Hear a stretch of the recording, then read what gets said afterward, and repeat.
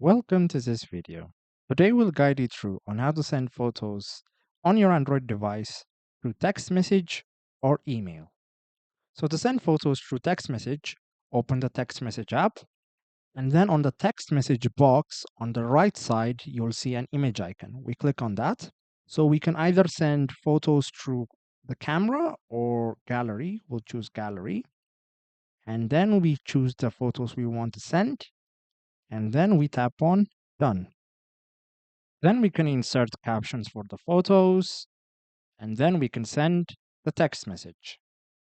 And this is how we send photos through text messages. We also can send through email. So we open up email, and then we tap on compose. And then on the top right, you will see this paperclip icon. We click on the paperclip icon, and then tap on photos, and then choose the photos we want to send, and then click on done. This will upload the photos to our Gmail, and then we can send the email. If this was helpful, please consider subscribing and leaving us a like. It really helps us out. See you next time.